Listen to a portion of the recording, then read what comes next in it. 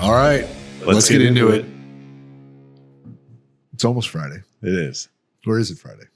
It's Friday for you. Yeah, it's Friday for our listeners. Yeah. Well, welcome back, everybody, to another episode of the Warfighter Tobacco Podcast. I'm John, that's Scott. We got Justin over there. We got a bunch of nothing planned for you today. Yeah, we a whole bunch of stuff's happened lately, though. Yeah, a lot of current events. Which is really fun. There was an election. What happened? It was kind of a big thing. I don't know. I didn't pay attention. Yeah. It was weird because I thought I would have like days and days and days to try to figure out who won. Right. Yeah. It was like it happened and it was over. And it's like, whoa, what? Where'd it go? The election's over already? How did this happen? Yeah, if you're living under a rock, there was an election. Trump won. Kamala Harris lost. Won by enough to where it's not like contested or no. Like there's no doubt. So it took popular vote, took electoral college. The Republicans took the Senate, and they maintained control of the House. I think the House is still kind of in the air. No, both sides have agreed that it's staying Republican. Yeah. Okay. They're still waiting on the counts for the races, but both parties agreed that it's leaning towards the Republicans as of right now, unless some crazy votes decide to show up in the middle of the night somewhere. Yeah. That's never happened before, right? No, I don't know. I don't know where I got that idea from. Such a crazy imagination. It's weird. But no, I think we're past the overnight craziness though. So I hope so, at least. I think at this point it's just like, okay, just get the rest of them in. We'll get them counted eventually, But no, they're working through them. So hopefully we'll see. But obviously none of this affects anything until January 20th.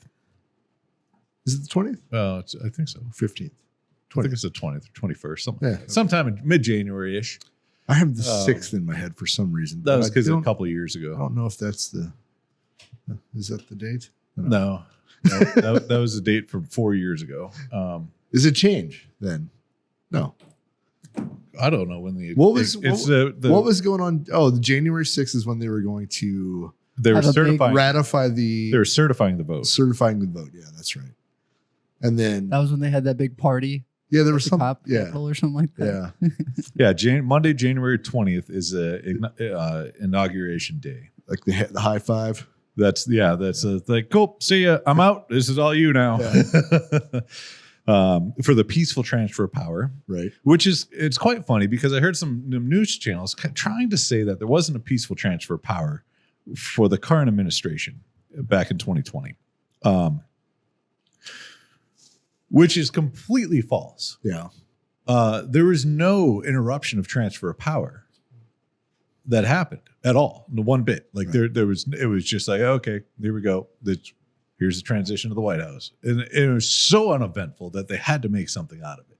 They had to try to relate events that happened near or around that to the peaceful transfer of power. Yeah. That alone is something that sets our country apart from every other country in the world. Yeah. Is that no matter what, it doesn't matter who's elected or what or blah, blah, blah, whatever. There's a peaceful transfer of power between the parties, the sitting president and the president-elect. And it's happened every single time. Yeah. So don't let the news try to lie to you. Yeah. But yeah, so this does have some interesting implications for the cigar industry, or could. Potentially. I think. Which we've already seen some from the last time Trump was in office with the rollback of regulations and things like that. Right. It took a little bit to actually take effect. What I mean by that is the Supreme Court rulings that have came in favor towards the cigar industry. Well, toward every industry. Every industry, but for our industry specifically, that ball got rolling under the Trump administration. Yeah. And then once the Supreme Court decision came down on the Chevron difference, then by court, they were just like, oh, yeah, hey, government, you can't do that anymore. Yeah. And so we're hoping that, this new administration coming in is going to continue to roll back regulations and restrictions and all the government oversight because I don't think it'll be a big difference than the current path that we're on. You know what I mean? Like everything was kind of setting up to kind of go away, right? I mean, there's a chance that there could be, though, with all the other oversight that the administration's thinking about putting in to kind of oversee all these alphabet soup agencies and what they're actually doing. Oversight to get rid of oversight? Oh, oversight to get rid of regulation. Yeah. To reduce the sheer number of people in government that's just doesn't need to be there. Right. In agencies that are regulating things that aren't even right for the population. They're regulating things to an extent of we're causing harm to our citizens. They have a job to do, so they have to create things to regulate, which if they didn't have that job, things wouldn't need to be regulated. It's kind of a circle you get into. But, one of the big targets is the FDA. And what their oversight is, what they regulate. Yeah. Because their purview is so broad. Mm-hmm. They regulate everything from nutrition to shampoo to tobacco and alcohol. Like it's all kinds of stuff. How does one agency have that many subject matter experts to be able to be like, you know what, we're doing this the correct way. We're not doing it just to regulate. We're doing this because it's right. Because the data shows that this makes sense. And I don't believe that. So let me ask you a hypothetical, right? Say you have an agency that is supposed to implement regulations, right? And you need a subject matter expert on, say, the regulation of tobacco. Yep. Do you hire that person to address a problem? Or do you hire that person and have him go find a problem? I think it depends on what the ultimate end goal is for the regulation. Right. Right. Because if the end goal, we're seeing it right now in the UK where they're talking about generational bans. Like if you're born after this date, you can no longer buy tobacco products. Right. If that is the end goal that they're pushing for, they're going to hire somebody that finds the data that makes it look that way. You know what I mean? Yeah. But I'm saying too, like once you have a person in that job, their whole job is to find problems. Exactly. The problems that might not have been there yesterday or that nobody gave any care about. Right. So it's kind of like, same thing with nutrition, right? Like, once you're done with one item, you have to go to the next and the next and the next and the next, right? It's like same thing with tobacco, right? But I think one thing that they don't do is they very rarely go back and look at something that they've already said, hey, this is good to go. Right. To take a second look at it to be like, is it really? We have all these studies now that say this isn't really that good for us. Or it's the opposite where they're like, hey, you can't use this because this is bad. And then a whole bunch of studies come out that say, no, that's wrong. This is actually okay. Yeah. They never go back and be like, oh, well, we'll change our decision. Who regulates medications? The FDA. Okay, so because you're not you, but that prescription it's FDA approved. Right. Oh my God. So Justin, if you can do a quick search for me, how many drugs have to be recalled after approved by the FDA? I have no idea. I do. Yeah. It's astonishing. It's probably huge. Wow. It's 33% if I know what I'm talking about. According to a study from Yale, roughly 1/3 of FDA's approved drugs are later flagged with new safety concerns after approval. But now does it say the process and how they're flagged? Like how many people have to die before they bring this up? Right. You know what I mean? Because if you go back up, that was 33%. What does it say? Of FDA approved drugs are later flagged with new safety concerns after approval, meaning a significant portion of drugs approved by the FDA may eventually require recalls or additional safety warnings due to issues discovered post-market release. So that means they're like, oh, we're fucking people up by giving them this drug. Right. So, but the FDA gave me the green light. Like, right. It's because the cigar industry is poor. Right. We can't spend a couple $100 million lobbying just to get something approved. Is that what you're saying? Yeah. And then once we kill 400,000 or 500,000 people, we just like, oh, sorry, here's $1 billion. Just Yeah. Because we made 100 billion. You know, say it's not approved, we'll stop making. Right. You know. So I mean, it's a 1/3. I mean, that puts you in the category of like weathermen and. I think weathermen are better. Right. I think the FDA might be worse now. like that's so. I mean, okay, 1/3. Yeah, here's 3 drugs. Do your thing. Okay, yep, they're all approved. Yeah. Really? Are they? Like one of those is killing people. Mm-hmm. Oh, don't worry about that guy. These 2 are good. Well, the company that makes this one gave us this much money, so it's probably good. What was the process you used to approve this? You want to see my beach house? I'm just saying 1/3, 33% the time they're wrong. And those are the people that are trying to regulate premium cigars. All natural tobacco leaves that have no additives. That you're not really putting into your body. No. But this is bad. Yeah. Those 33% of FDA approved medications, they're good. We approved them. This is what we were talking about when it comes down to this new administration getting in. And the people that are involved in this administration that recognize these issues and would like to start taking action against the essentially government overreach. It's not even oversight. It's overreach at this point. Yeah. You know, like big pharma is one of the most profitable industries in the entire on the planet. Right. And it's because of government approvals. Right. If government wasn't so involved in healthcare and drug approvals, these companies, big pharma, wouldn't be making as much money as they are. Yeah. And they certainly wouldn't be putting out 1/3 of the drugs that are harming people instead of helping them. Right. You know, or approving it, saying, hey, the government says that's good to go, even though, 33% of them are fucking you up. What other ways do you think that the election will affect or possibly could affect the cigar industry? So now there is a negative effect that could happen. And that negative effect that could happen is in tariffs. Mm-hmm. Right? Because essentially any product that was made outside the United States that's imported would have a tariff on it. Right? And that's the easiest way of explaining what a tariff is in order to bring that product into the country, I have to pay a fee. And now that fee gets included into the cost of the product once it gets, sold. So in theory, it would increase the price of the product.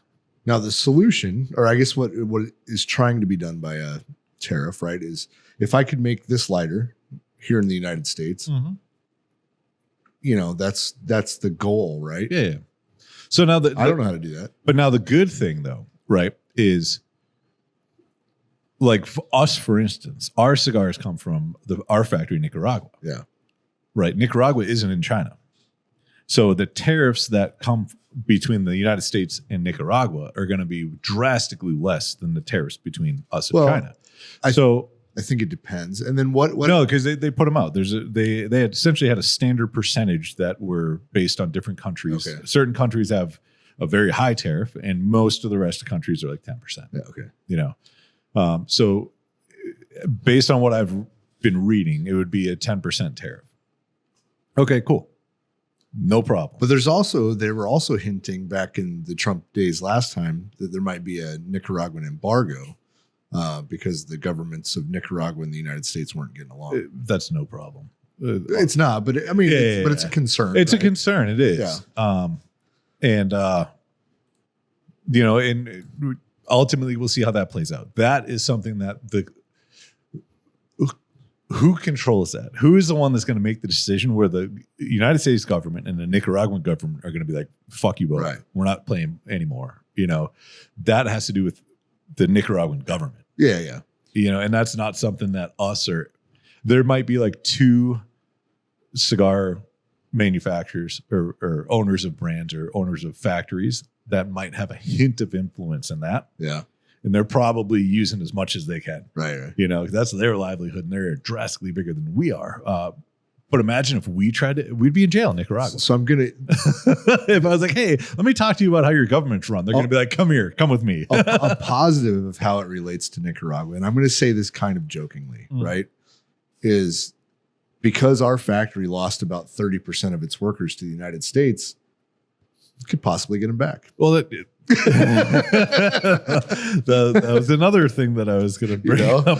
If the mass deportations happen, we might get, Yeah, the roller that's in San Antonio might be at the factory later. Esteli might see a 30% growth in the workforce. You know the good thing that could come of that though? There's going to be a lot more people in Esteli that speak English. You always got to look at the silver lining, right? But yeah, so tariffs, right? Tariffs aren't the worst thing in the world.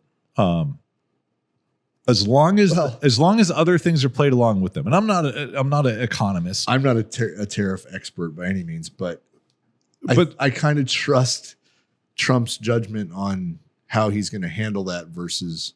Yeah, well, you see, because there's people out there that are like, tariffs are the worst things in the world. It's going to put us in a recession and blah, blah, blah, blah, blah. And our GDP is going to drop by 8% and it's never done that.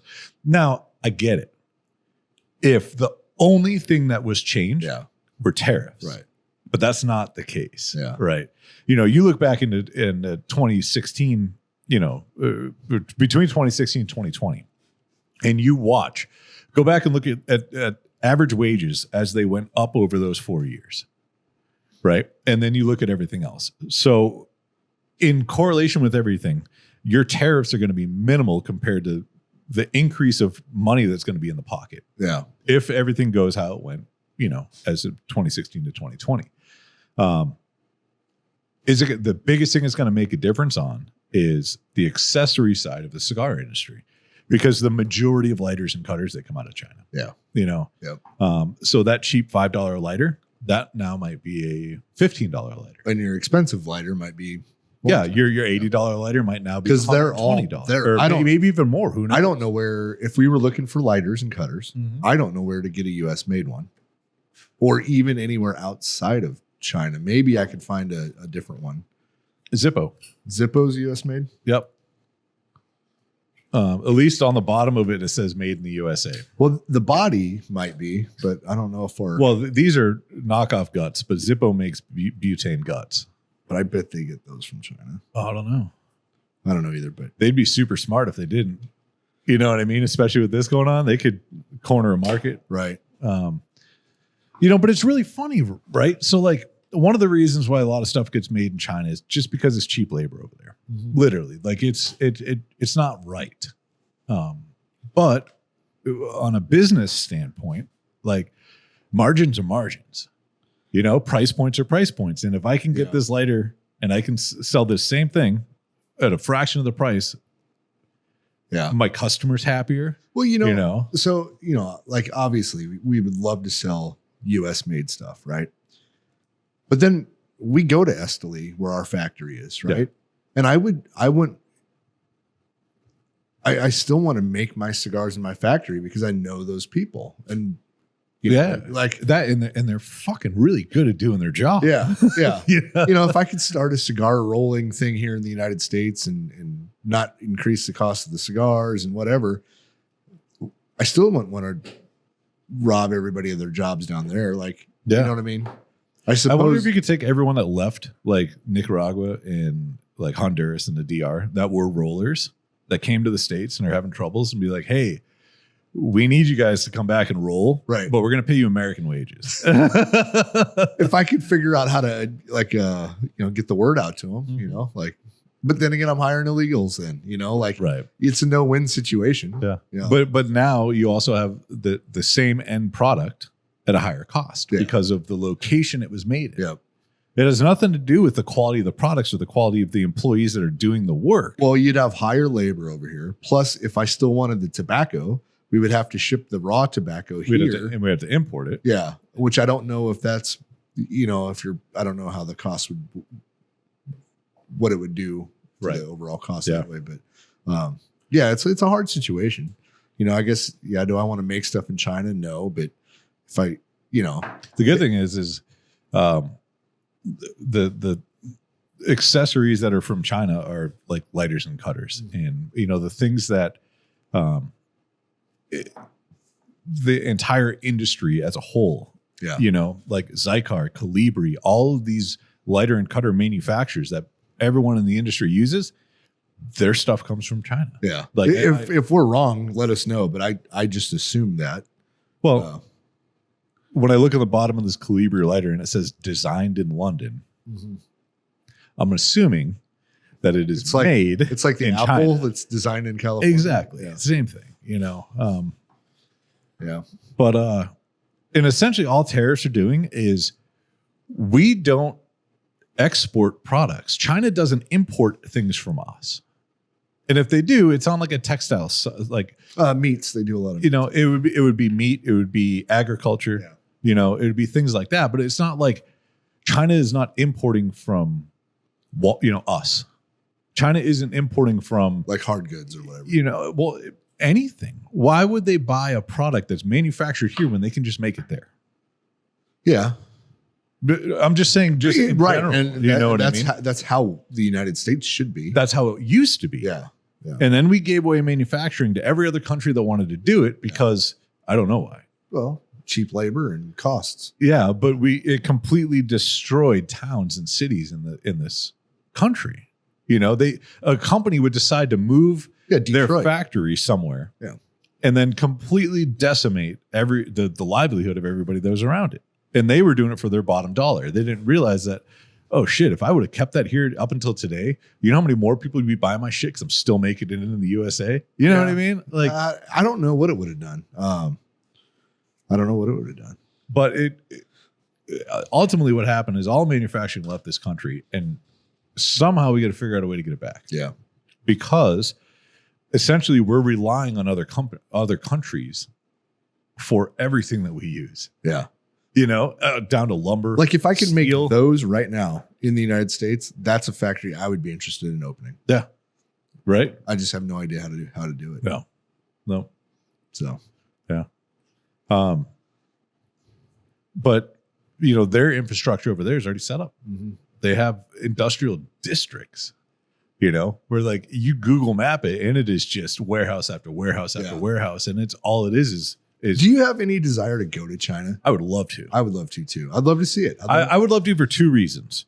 I want to go once, like business side of it. Yeah. And look at all the manufacturers and see their processes, what they do and their capabilities and the whole nine, and just see how they do things. Right. And then the other trip is I want to see China. Yeah. I want to do like all the shit. Like it is absolutely beautiful. And their culture is very, very, very interesting. I just have no idea how I would function. Well, no, I mean, I'd be able to function.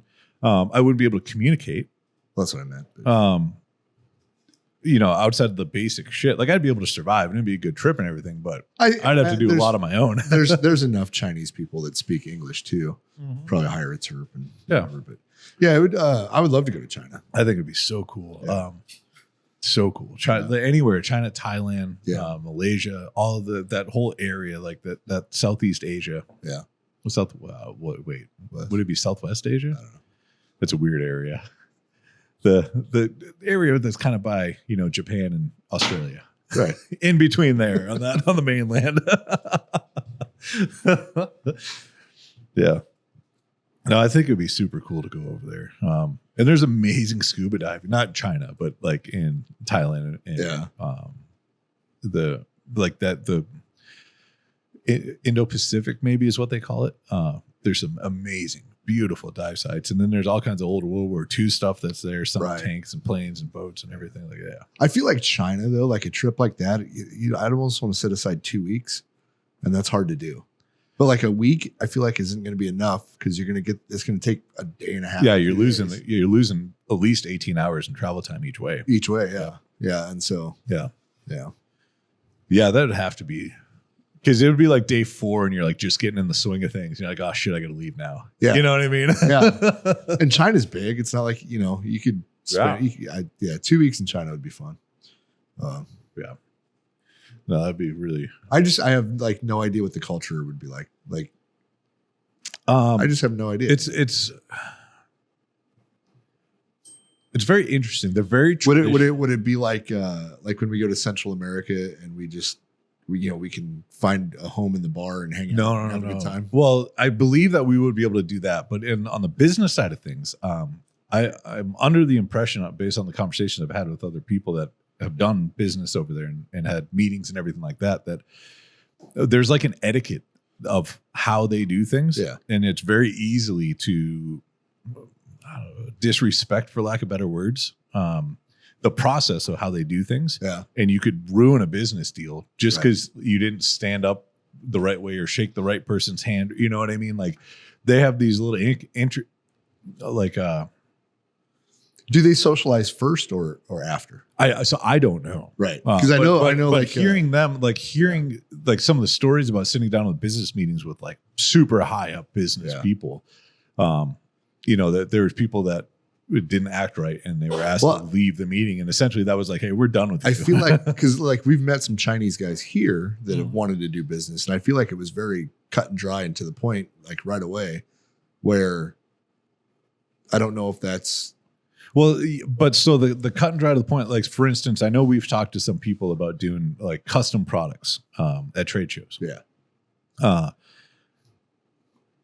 One of the things with whatever price is on the sheet, that's not the price. Right. You know what I mean?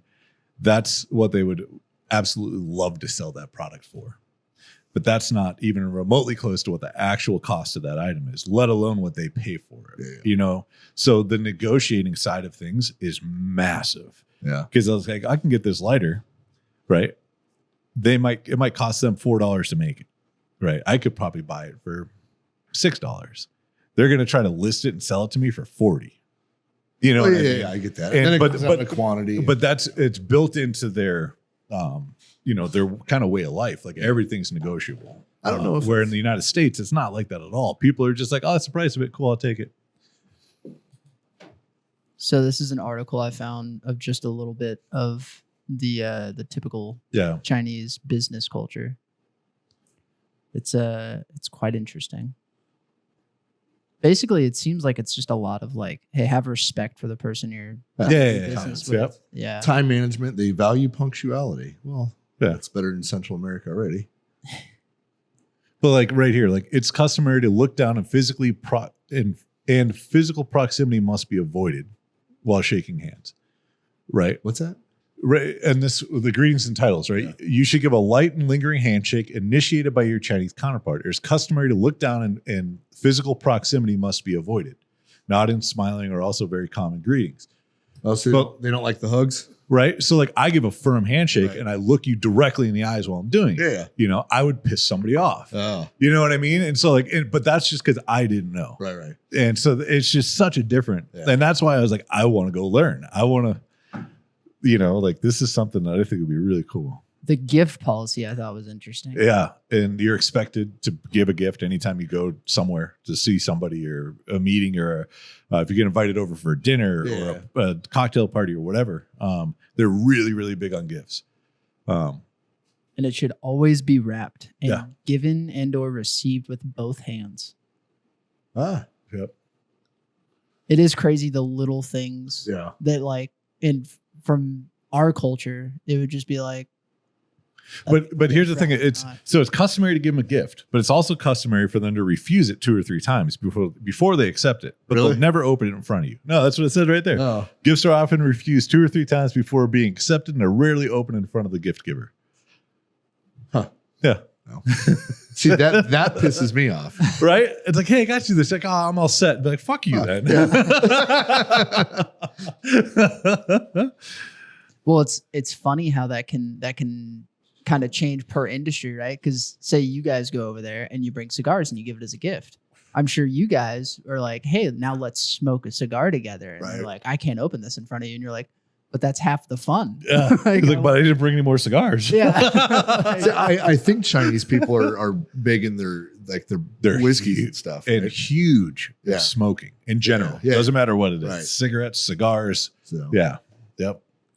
So a good American bourbon, I think, would be a good gift. But anyway, there's actually how we got down huge Chinese cigar market.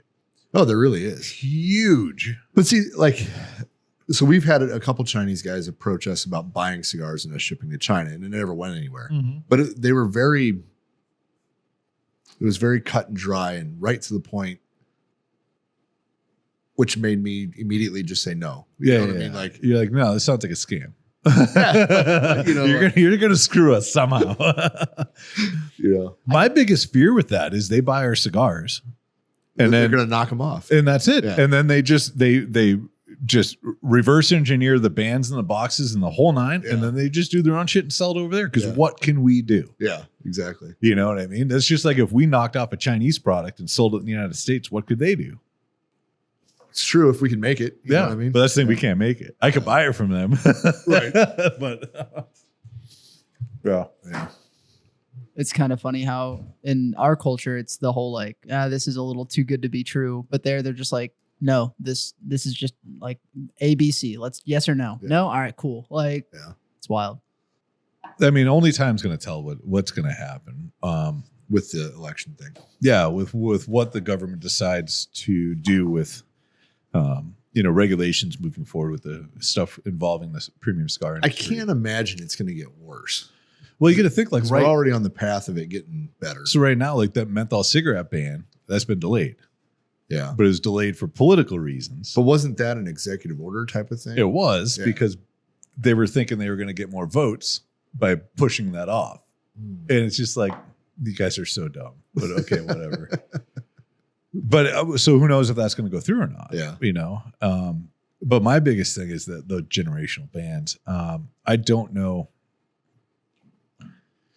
Like Massachusetts has already enacted it, a generational ban. Really? Yep. And so it outlaws the sale of tobacco products to anyone, or cigars, and I'm assuming it's going to be tobacco products to anyone born after January 1st, 2020. Huh. Which is insane because they're of legal smoking age. You know? Yeah. Like if you were born, like say you were born March, it's just gonna start a black market, and they're gonna buy in other states. It's ridiculous. Yep. And they already do that in Massachusetts because the taxes are so high. They drive across the border to New Hampshire to buy booze. Yeah. It's so much cheaper, and cigarettes and everything. Yeah. But like, what is that going to accomplish? Do you think it's going to actually, do something, anything? Yeah. You know what I mean? Like you're taking away a free will of your population. You can't have access to this product anymore because of your age. Right. You know what I mean? And it's just like, okay. My buddy who's 1 year older than me. How about you treat me like an adult and you let me make my own life choices? Yeah, exactly. Yeah. At least that's what makes sense to me. But, the government's not in the sense making business. No. Yeah. Well, they make cents out of dollars, but that's about it. And it's really weird. And they should be making dollars out of cents, but. No, I'm optimistic though. I think the next 4 years will be good. Yeah. I think I'm when you're for freedoms, right? I think anytime deregulations, I mean, essentially that turns into more freedoms. Yeah. And freedoms, yes, there should be a limit, right? My freedoms can't harm other people. That should be the limit. Yeah. That's about it. But if my freedoms aren't harming other people, then I should be able to do what the fuck I want to do. Yeah. And I feel the same way about everybody else, right? Yeah. I heard a couple people after this are like, oh, I think it was one of the ladies in The View. She's like, and now my daughter has less rights than I do. And I'm like, what rights does she not have? What rights did anybody lose by anybody getting elected? For your listeners out there, please tell me a right that a woman has lost due to the Trump administration. Or due to the Trump winning this election. Yeah. Like just in general. It could be at any time that he was in a position to make change. Right. What rights? They're going to say the women's rights to choose. They didn't lose them. No, it just went to the states. There were no rights that were taken away. There's been no states anywhere that have prevented anybody from getting medical procedures done. None. And this was the government itself put this out. Congress had a Senate hearing or whatever you want to call it. And they went over all these questions because Kamala Harris put out there so much misinformation. Yeah. They sat down and got the answers to these things. And they're like, yeah, no. Yeah. What she was referring to was, I think she said something that somebody had charges pressed against her because of a miscarriage. Right. Right. And so then obviously everyone was up in arms. They're like, oh my God, somebody had a miscarriage. And then they went after her legally because of it. And they're like, no. She had pending charges, had a miscarriage. They still followed through on the pending charges. Oh. It had nothing to do with a miscarriage in any way, shape, or form at all. And like if you died in a car accident. There was like, during COVID. yeah, like I went and murked someone and then I had a miscarriage and now they're getting me for murder, but I'm blaming it on my miscarriage. Like, no, that's not how this works. They're not arresting you because you had a miscarriage. Yeah. Like, so. No, I would be the first one though to defend your rights that you're losing against anybody, right? Yeah, like absolutely. Yeah. Nobody should lose rights based on gender or race. Yeah. They all should be equal because your gender or race has nothing to do with it. Yeah. You're a human being in this country and these are your rights. Right. You know what I mean? Like, I don't see where now rights are different than special treatment. Like, okay. So when you look up a Bill of Rights, right? Or you look up laws, right? Do you look up laws for men or do you look up laws for women? Right. Are we allowed to look up laws for men or laws for women? Because now I'm assuming gender. Or do they differ in any way? So do I have to look up laws for gender fluid people? Like, I don't know how this works today. So what I'm going to do is I'm just going to look up the current laws that are on the books and I'm going to put human being, and that covers everybody. Right. Because that's how these laws work. I want to see a speed limit sign that says male speed limit, female speed limit, and trans speed limit. Non-binary speed Right. limit. I think it's hilarious. They're all the same speeds, but they each have their own sign. So that way it's equal, I guess, right? Like, I don't understand this. So now binary, in the simplest form, binary is ones and zeros. So now what would non-binary be? Fives. I don't know. Like, how? It's so funny. Like, and the thing that still blows my mind, and I've said this for I don't know how many years now. Every single person has one of these. Yeah. This gives me access to any piece of information that I would ever want to know that's ever been found. Right. In the history of information. Do you know how many times I've used this? Because I've heard one of my friends in my circle of mostly Republican people, right, say that, oh, Kamala said this. And I'm like, that has to be taken out of context. And I'll look it up. And you're like, holy shit. I'm like, oh, she actually. She did say that. It's crazy, though, because you can access any information you want on your phone. Yeah. Right? You have access to the internet on it. And the internet's a very big place. And you can find anything that's ever been recorded in the history of information, of anything that's ever been done. Since humans have ever done anything, it's on the internet.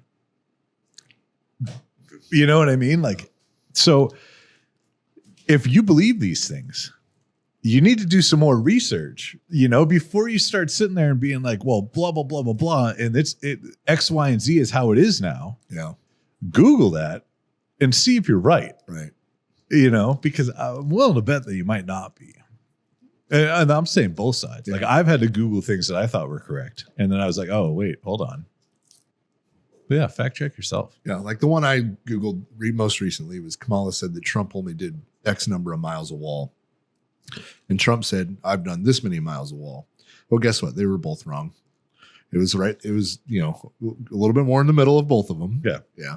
So from what I could find, yeah, maybe, whatever. But I looked. The crazy part about that is the entire wall was bought. Yeah. I don't know if it was the entire wall. Yeah. But close. And it's sitting in storage yards. Oh, most of it was left on the ground and it got auctioned off. Yeah. Well, originally they were in storage yards, and then they got tired of paying the fees to secure and store them and lease the land. And so then they auctioned them for pennies on the dollar. Scrap metal. Yeah. Yep. Yeah. And now I guarantee you in the next 12 months, they're going to buy them all back again. And, Yeah. you know, it's just, yeah. Yeah. But that's, you know, it's government spending. They don't care. Yeah. They don't look at it as, well, you know, I need to make sure that, you know, we're going to be okay after we spend this money. They're like, Yeah. yeah, fuck it. We'll just, it's almost like it's not real to them. It can't be real to them. You know what I mean? Yeah. Like, oh, we're just going to send, you know, $180 million to these people. And it's just like, have you ever seen $180 million? Right. Maybe we should put that in front of you before you decide to send it to them. You know, like we're just going to lay it out in a hanger and you walk in and be like, yeah, it's a good deal. Then it's going to be like, yeah, you can't put it in front of them. It'll be like, we're going to send 180 million and then only 179 million get there. You can't put it in front of them. But I think it would, you know, it was like we talked about this. I don't know if it was on this show or if on a different show, but we talked about, you know, the president having the ability to push the button. Yeah. And back in the day, there was somebody who came up with an idea that a volunteer, somebody had to volunteer for this position, but he was the one that held the suitcase. And the president had to kill that person before they could get the codes. So he actually had to take a life before he made the decision to take lives. Yeah. Then that puts everything way into perspective. Yeah. And maybe with money, it would do the same thing. I mean, obviously that's an extreme, and that came up, I think it was in the 60s or 70s or something when they came. It was like, it's a valid idea, right? If you can't kill this one person, then I mean, it should be that hard for you to kill 100,000 people. But the same with money. Yeah. You know what I mean? Like or maybe it should be like 1% of whatever you think comes out of your pocket.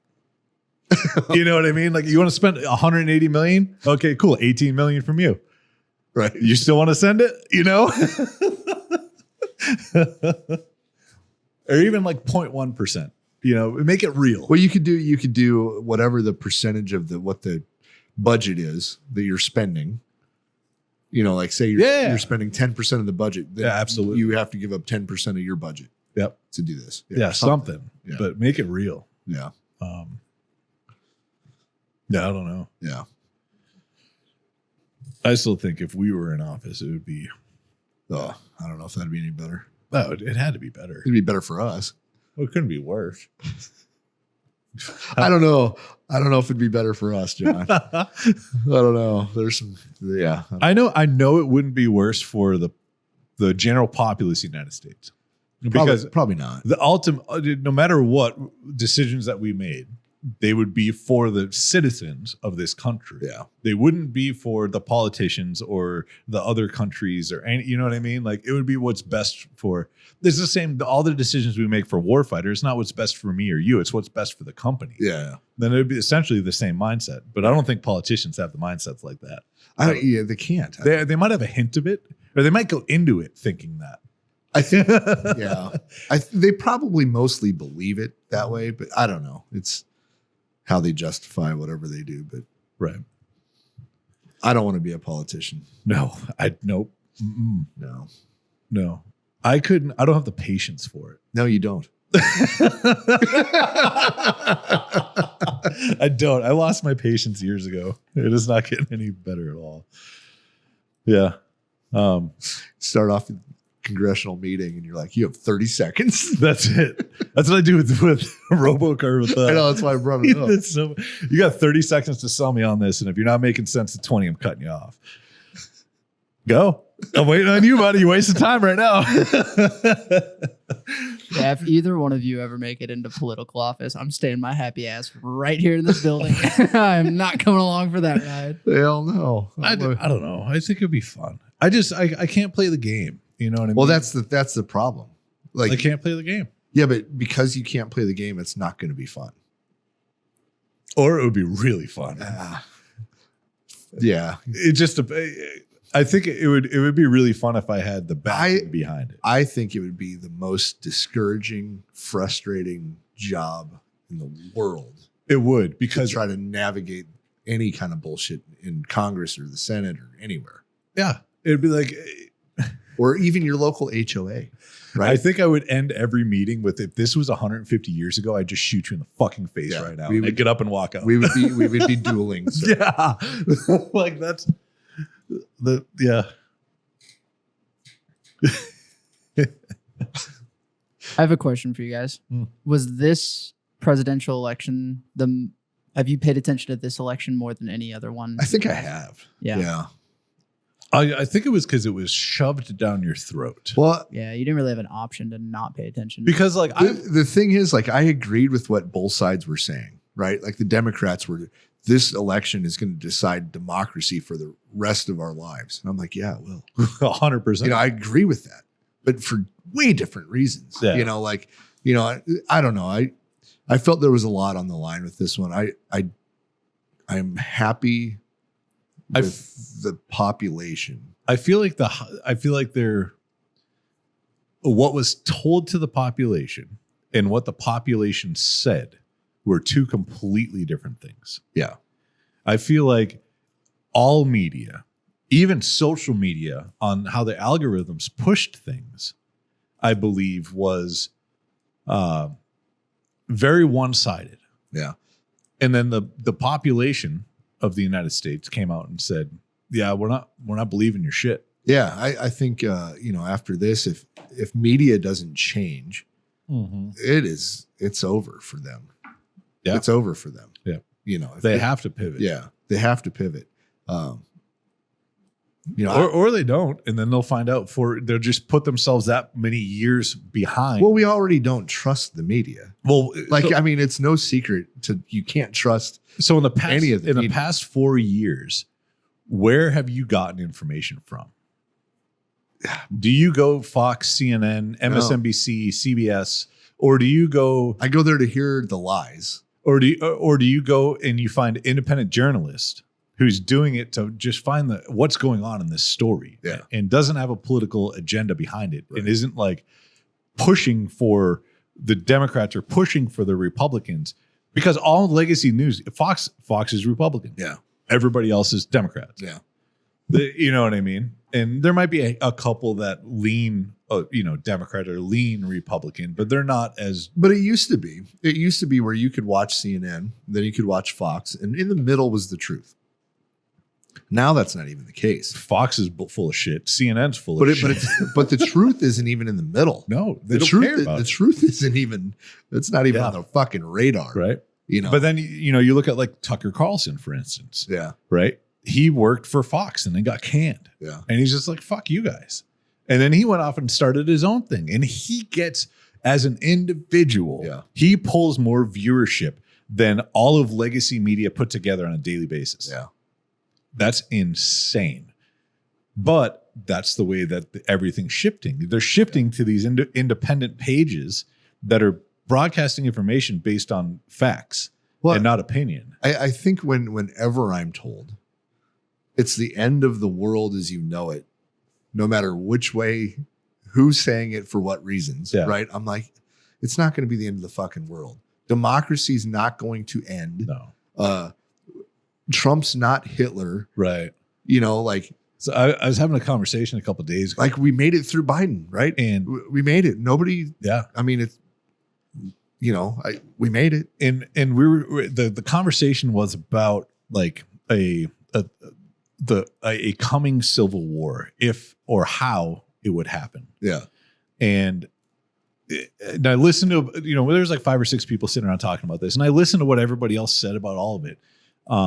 And it was like, if the Democrats get in, then we're going to have a civil war because they're going to do this and X, Y, and Z, and it's going to lead to blah, blah, blah. And, everyone's going to get up in arms and they're going to take everyone's guns and blah, and all all the things that everybody's been taught. If the Republicans get in, then, democracy ends and it's a dictatorship and blah, blah. And so they go over all this stuff. And so I had a couple little questions for them, just to kind of get clarification. But in the process of this whole entire conversation, it led me to a thought process that I think is way more likely than civil war. Right. Right. Because I was like, okay, if they're going to come take your guns, who's going to take them? Yeah. Law enforcement, right? Or Some sort of a government arm that has citizens disarming other citizens. Yeah. Right. For one, the people that are going to pick up a gun to be in that law enforcement side of anything, whether it's federal or state level, the majority of them aren't going to disarm law-abiding American citizens. Right. You know what I mean? So who are you going to get to do it? Support the Constitution of the United States against all enemies, foreign and domestic. That's what I mean. Yeah. So all of these is like, yeah, in theory, okay, cool, but that's not going to happen. Right. You know, If I'm ever forced into a civil war, right, I'm not going to be the one that starts it. no. Right. But if I'm forced into a civil war, I'm not going to go after But now, the civilian who voted differently than me. I'm going to go after the government for but forcing me into a civil war. in order to do it the right way, Like, you essentially need a general to start a coup, a military coup, to have the armament for half the country to fight against the other half of the country. yeah, How are you going to take over a government if you don't have the means, the arms to do it? right. And it's not like, oh, we're going to show up in the White House front door with 10 guys with ARs. Yeah, that's not going to work. No, sorry, dude. Yeah. You know what I mean? Like, so that's why I do not believe there's going to be a civil war in the United States. Now, if this country goes down certain paths, what I believe the Civil War-esque, end all be all, what the fuck that could happen is the United States turns into Venezuela. Right? Okay. We have no economy. We have no money. There's no food. And essentially, gangs are taking over cities. Right. We're a socialist country that failed. Right. That is more likely a downfall of the United States than a civil war. Yeah. You know what I mean? Which one would the populace allow to happen faster? I believe socialism. And I believe they won't even know it's happening until everything's put in place. And then they're like, fuck, it's too late. But at that point, that's when the people rebel against the government. But how? Well, that's what I mean, though. Who is that person that's going to stand up, organize half of the country to take over the other? Now, it's 2024. There's guys that don't even know what fucking bathroom to use. And you think that someone's going to start a revolution? Like, come on, people. Yeah. Like, how about let's just invest in the politics instead of going worst case scenario, and let's vote for the right people. Worst case, keep our country going like it's been going for 270 plus years. Civil war chances are very slim. That's for sure. But the socialism, Venezuela chances are bigger than Civil War. We're both well traveled, right? Yeah. I would sooner leave the country with my family and go to another country than fight in a fucking civil war. I don't want to. I don't want to fight in a civil war. Fuck no. No, for what? Yeah. Like, last thing I want to do is shoot Americans. Yeah. Like, that's dumb. No. Yeah. I'll just go live on a beach somewhere. Fuck it. Yeah. I'm still waiting for all these houses to become available for all these people that said they were going to move out of the country. Well, there's a lot of people who didn't say they're going to move out of the country that might be moving out of the country. So, well, I mean, but it's every election cycle. Yeah. Well, so and so wins, and I'm leaving the country. Let me know when you're selling your house. Yeah. Well, you know what I mean? Like, it'll be a good investment property because the economy is going to go up. Yeah. Yeah, we'll be fine. Bottom line is we'll all be fine. Or we're going to be totally fine. Yeah. So. Yep. Yeah. Do you think that public education plays a role in this? Yeah. Do you think it's because people aren't taught critical thinking? They aren't taught research. They're taught to conform to a system. So traditionally, in my mind, right, grades 1 through 8 are teaching reading, writing, and arithmetic. Right? Yep. The very core of what you think education should be. That's what's in what traditionally I think of, right? High school, I think, is when you're taught critical thinking. Yeah. Right. You're supposed to be able to solve a problem. Right. Right. You learn some things, but for the most part, like you're learning more how to learn in high school. Yeah. And then college is where I think you're really supposed to learn critical thinking. Yeah. Now, I don't think education today is anywhere close to that. No. I think that is all lost. Yeah. So I believe that a lot of the processes that are taught are what their end goal is how to research. It's teaching you how to find that information. Yeah. But it's not teaching you what to do once you found that information. Right. You know what I mean? Because they're like, okay, you need to find this, and then you have to answer questions on it. Right? Yeah. But their premise is how to find that. the critical thinking side of things, if you start implementing that at younger ages, it sets in earlier. You know what I mean? Yeah. But in the most basic of form, it's not like you're, trying to teach a 6-year-old like how to solve complex problems. Right. But I don't know. I feel like we're as a country, we're way behind on the global scale. And I think that's why I'm so pro-military for my children, right? It opens their eyes. Because the biggest thing we learn in the infantry is problem solving. Yeah. Right? Yep. Like, and you practice it every day. Every day there's a new motherfucking problem. Yes. But if you get good at it, life gets easy. Yeah. Yeah. And you can see it left and right on social media. People like, X, Y, and Z happened, and I don't know what I'm gonna do, and da, da, da, da. And it's just like, instead of bitching about it on social media, how about you figure out what your problem is, figure out a couple of solutions, put a plan in place, and then make action. Yeah. But no, I'm just gonna bitch about it. Hope somebody else solves my problems for me.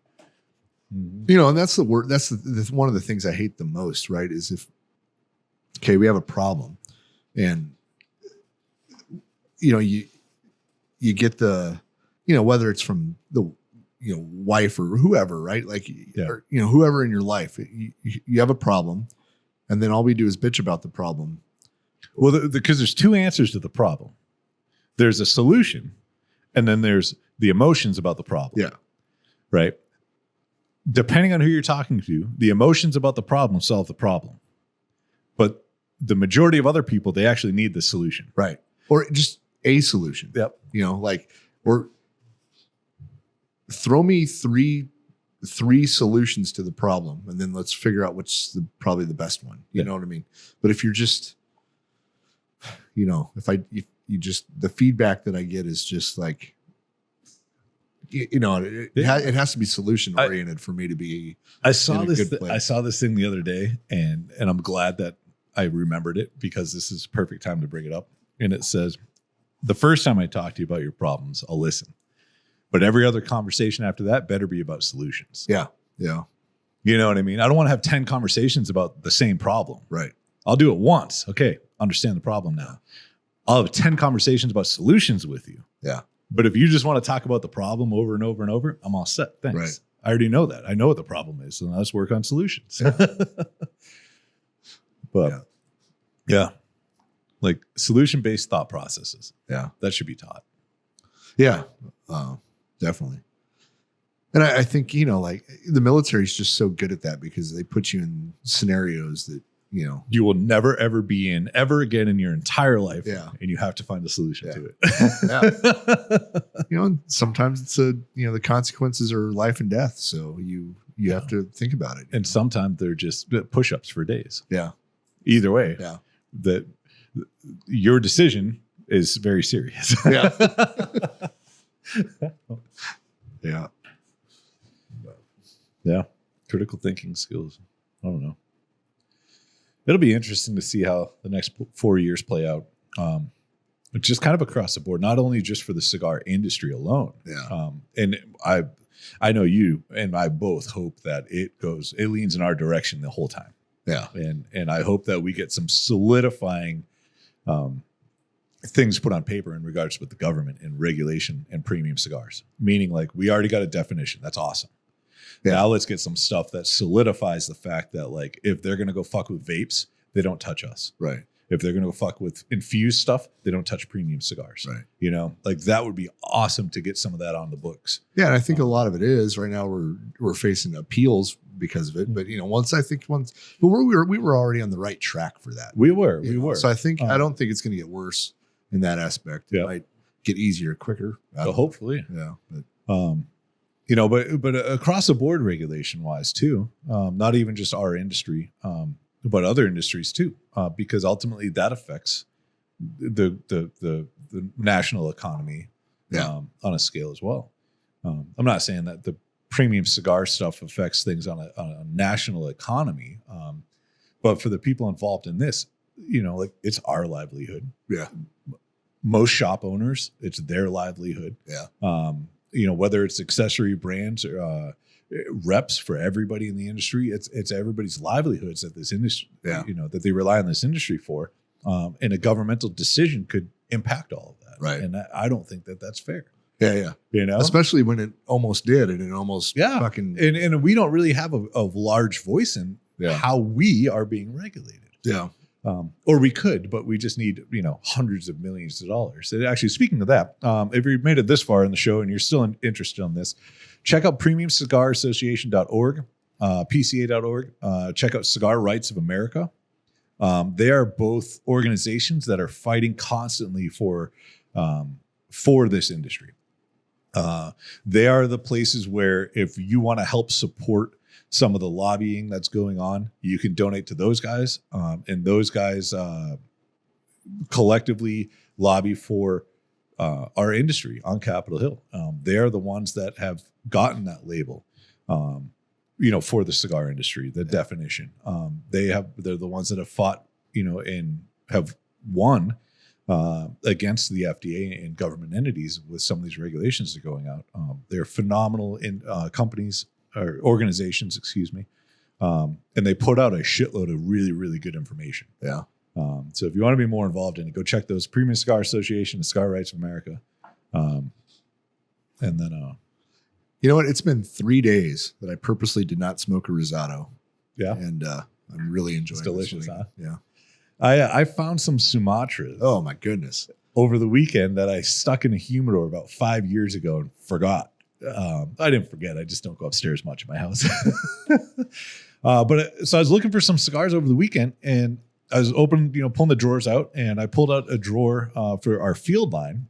And so I have the Connecticut Sumatra and our medium body Maduro that I put them in there 4 or 5 years ago when I first got that humidor, and I totally forgot about them. And so I brought these Sumatras in our 762 Field Sumatra, which is typically a mild cigar. I wish I would have kept the cello, but that cello was, it was brown. Yeah. And I've never seen one of our Sumatras like that before. Well, and these were spicy. And so, they were spicy. They had some ass to them. Yeah. They were not. Which I've never would have guessed that. No, typically our Sumatras are a little bit more on the milder side, and not as much spice in it with the flavor profiles. I was not mad at it one bit. No, it was a good cigar. I thoroughly enjoyed that. And it lasted so long. Yeah. It took me like an hour and a half. It took you almost 2 hours. Yeah, you must have great humidity in whatever humidor that was. I maintain it with one of the, I have a 2,000 count, it was 1,500 or 2,000, one of the two. Yeah. But anyways, I use the Cigar Oasis, the big one. Oh, yeah. The one we use in the front cabinets. And then, and I always forget when it runs out for about a week before I refill it. So I don't know if that's the key or not. But no, I maintain that humidor specifically, I maintain at 62%. I bring the humidity down because it's more of an aging one. I don't use it often. I rarely open it. Right. You know what I mean? And I have all kinds of stuff in cello, stuff out of cello, stuff in boxes yet.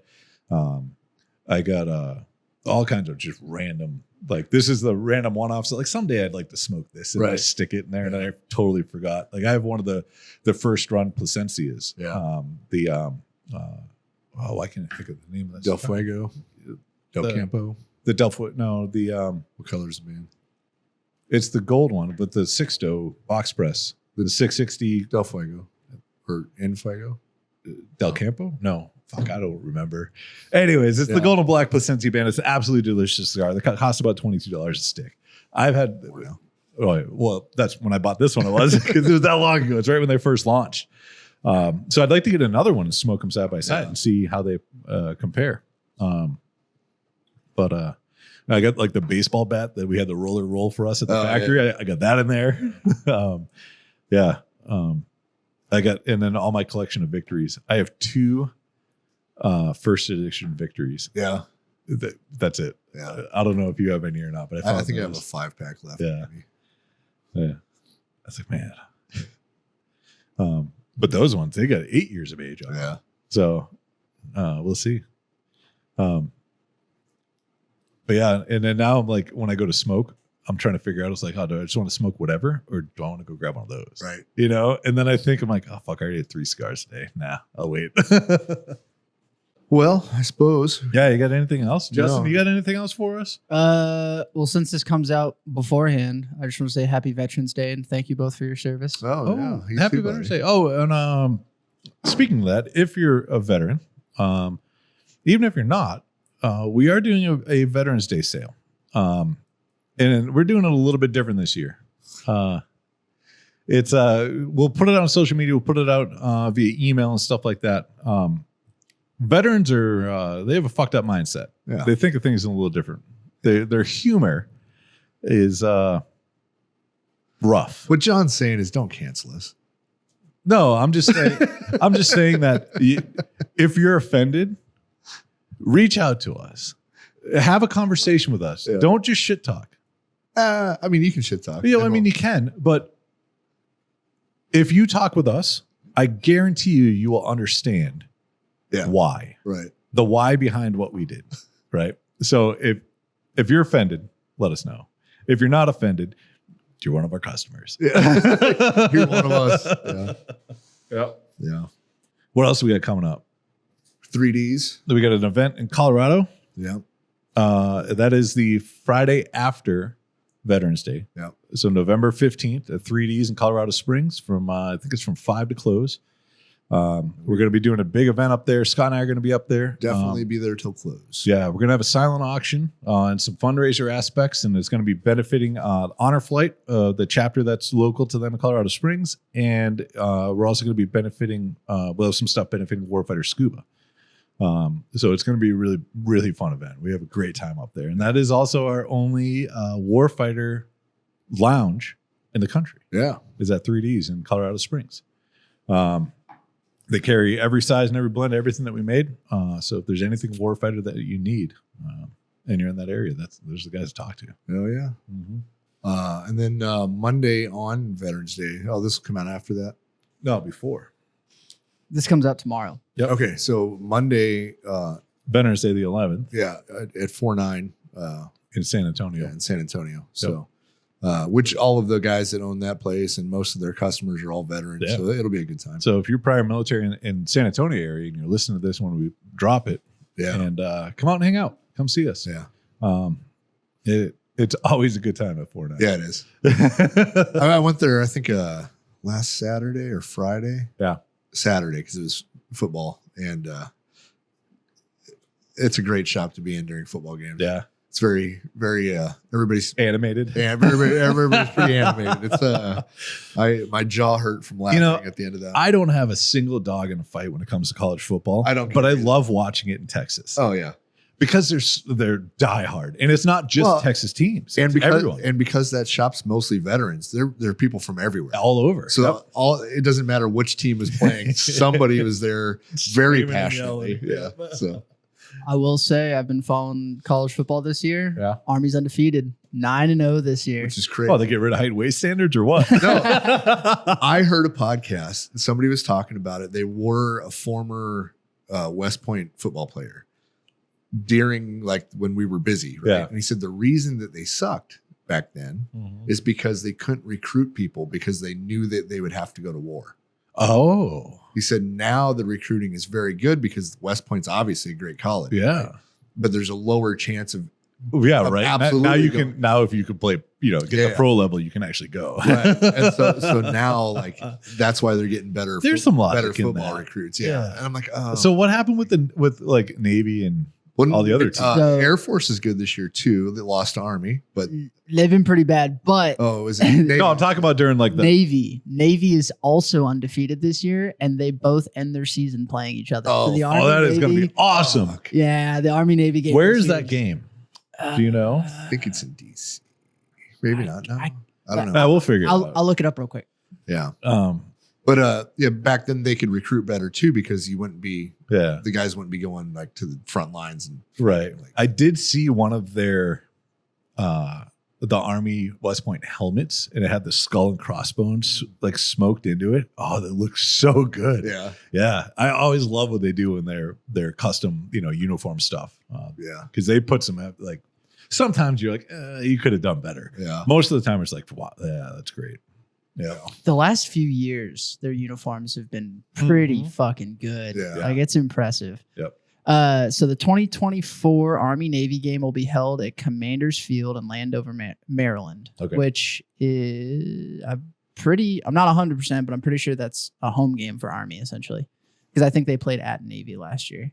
But man, that's going to be a fucking barn burner. Yeah. And I saw an interview with the Army coach, and they brought up, hey, Navy's also doing pretty well. And he just goes, oh, they still have a football program over there? They're still talking shit. I love to see it. Nice.